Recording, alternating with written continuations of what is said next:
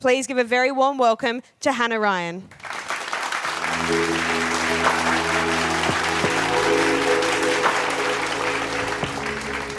It was 8:30 on the morning of Friday, August the 23rd, 3 months ago, that I got this text message from my mother.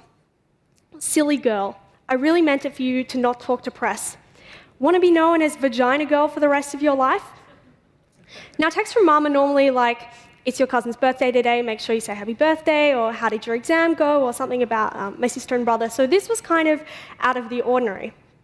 And if anyone prior to that week had ever called me Vagina Girl, they'd have to be someone with like really non-specific insults. I'm a girl, I've got a vagina, but that's it. So how did we get to this point? It all comes back to Oni Soir. Oni Soir is the name of Sydney Uni's student newspaper. Past editors include genocide denier Keith Winshuttle, journalistic heavyweight Laurie Oakes, politician Verity Firth, and members of the Chaser team. The 2013 editors are this group of 10 people. I can't really explain why we're holding hands, but that's me and 9 other students. The editors for Oni Soir this year.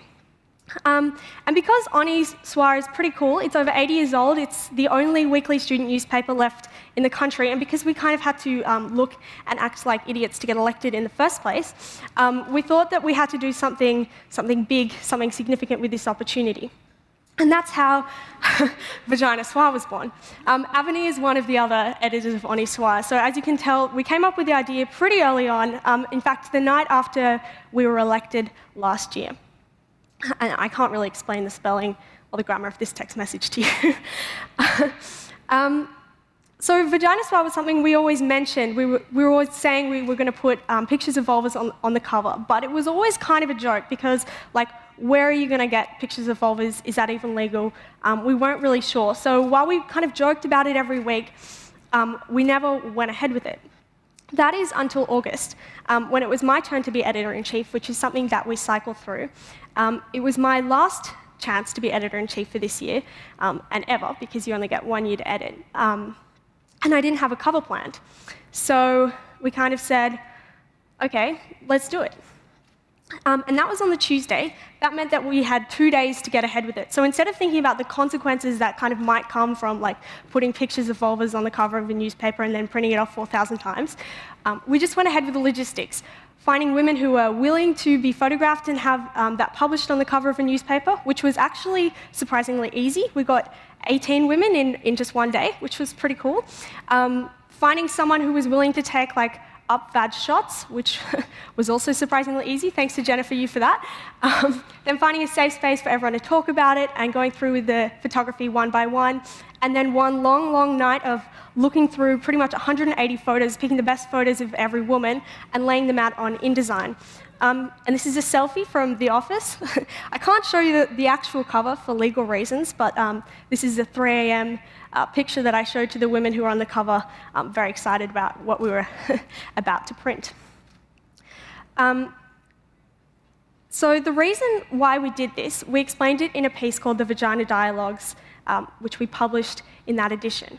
It was basically that we felt like the vulva wasn't something that people were used to seeing, at least not in a non-sexual context. And that was something that was different from the penis. So as we wrote in that, the Vagina Dialogues, we are tired of society giving us myriad things to feel about our own bodies. We are tired of having to attach anxiety to our vaginas. We are tired of vaginas either being artificially sexualized, see porn, or stigmatized, see censorship and airbrushing. We are tired of being pressured to be sexual and then being shamed for being sexual.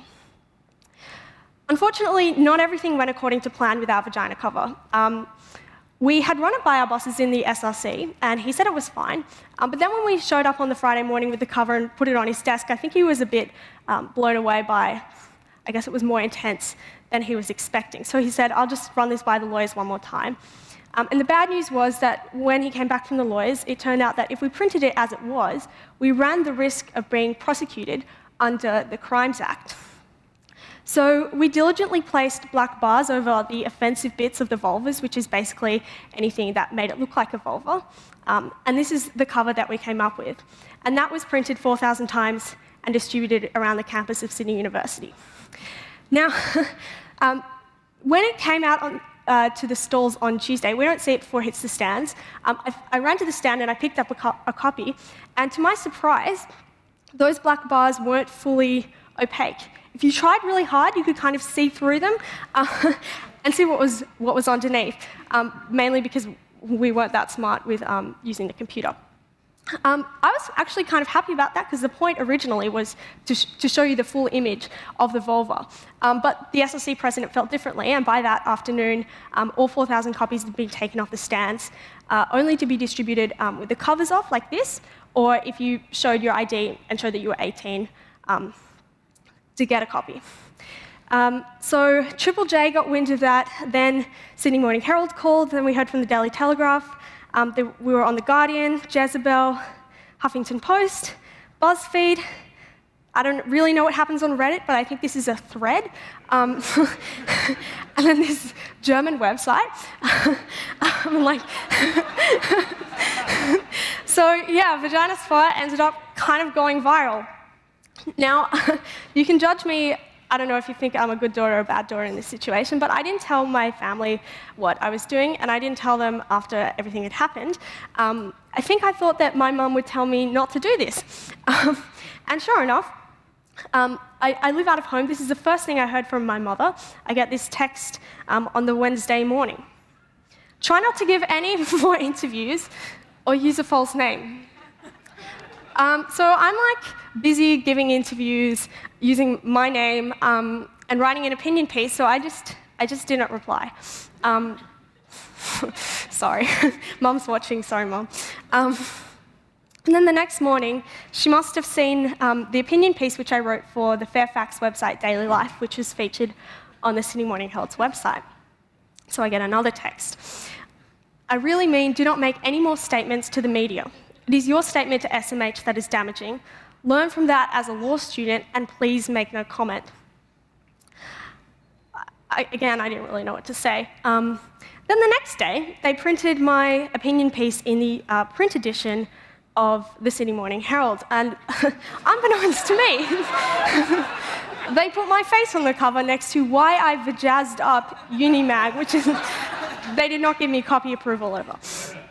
So that brings us back, oh no.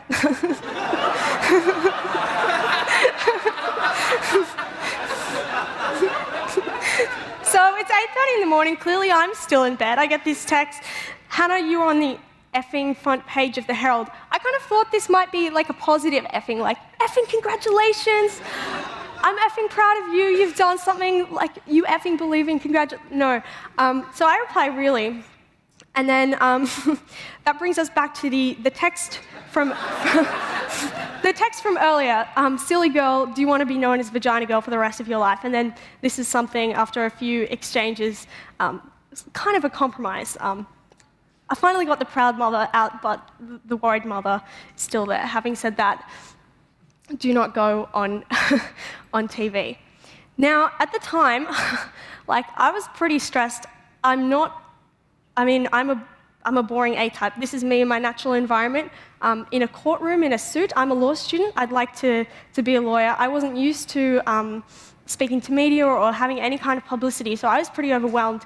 And dealing with these text messages, I just didn't really know what to say, so I was kind of upset with my mother. But the problem is that she had a kind of a point, and that's what I want to talk about today. So yeah, I consider myself to be a pretty boring A-type. I'm in my 6th year of a law degree. I'd like to be a lawyer. I worked pretty hard for my law degree. I've ended up with relatively good marks and a decent CV, and I'd like to be a lawyer. So part of that means, probably for me, working at a big law firm. But the problem with working for a law firm or any kind of corporate employer is that anything borderline risque doesn't really sit well with them. So I was in a job interview with a law firm last year, and I brought up that I was a reporter for On Histoire. This is before I was an editor. And they asked me what I wrote. And I said, oh, short stories, this and that. And they said, what are they about? And I was like, they're comedy, short stories. And they kept pushing me. And they were like, so what are they about? And so I just cracked. I was like, fine. I write short erotic fiction comedy stories for the paper called, oh, that's the Daily Telegraph. I don't really know what that's doing there. Called Horny Soir. They're not really erotic, and I publish them without my name to avoid that awkward situation of being in a job interview and having to explain the fact that I write this column called Horny Soir, which features sex on campus. But yeah, it's something that I just admitted. They laughed at me, made a stupid joke about 50 Shades of Grey, and I didn't get the job. Similarly, my friend this year was going for clerkships at a law firm, and at a drinks night for one of those firms, her buddy took her aside and kind of in a hush-hush voice said to her, well, this is awkward. I've Googled your name, and this image has come up. You should be careful about what you put on the internet. Now, for those of you who don't get it, this is kind of a rude joke, but it's also quite witty at the same time. Hopefully that goes over a lot of your heads. The problem is that these were two things that I think that we should have been proud of, but they actually became issues for us in the process of going through job interviews and that kind of thing. And my friend didn't get the job either. And of course, that might have been because we stuffed up the interview or whatever, but these things became problems for us. Now, I'm quite lucky in that I've accepted a grad offer for a law firm, so I don't really have to worry about getting a job for now. But if I did, I think I'd be a bit more panicked than I am, because like Vagina Soir, due to the internet, really is lasting. If you Google my name, in the first page, 4 of the results relate to Vagina Soir. Like, I really am Vagina Girl for the rest of my life. And so I think that could be a problem for me if I didn't already have a job. And I think if I'd stopped before we did everything and thought a little bit harder about it, that maybe I wouldn't have done it. I hope that I would have done it, and I think that I would have done it, but I'm not sure, because I would have faced this choice. Should I do something that I believe in that might imperil all the work that I put into my degree and getting work experience and stuff, or should I just be a little bit more boring, a little bit more safe? And I think that that's a choice that other people might face who want to work in a professional setting.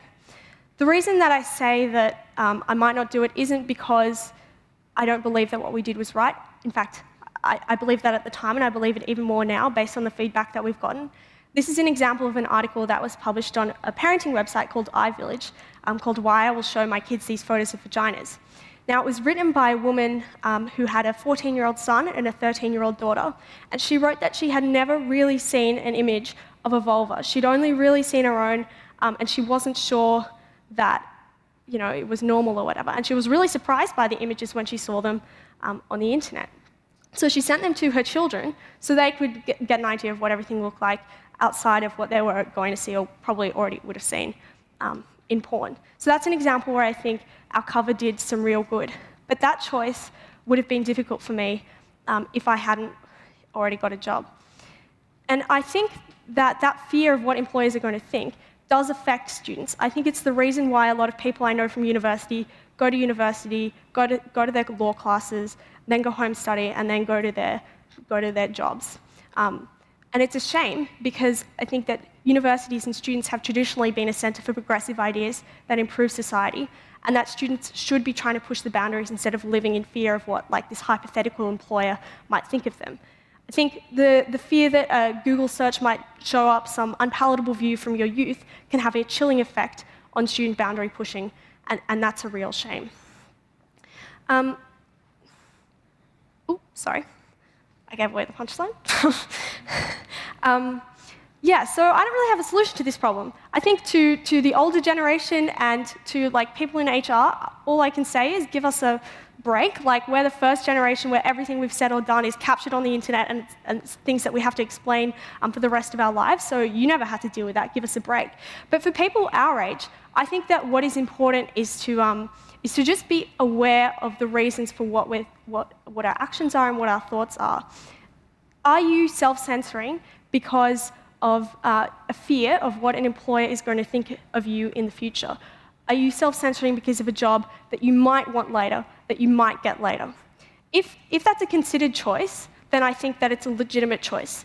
But if it's something that we're just internalizing, if we're behaving more conservatively without even thinking about it, then I think that it's a problem. So I think that we should just be aware of that. So when I told my mum that I was doing this talk, I got this text on what labia is or censorship. Well done, very good for CV. so I guess at the end of the day, even if I sometimes feel like not thinking about my future very much, there's always going to be someone there thinking about it for me. Thank you.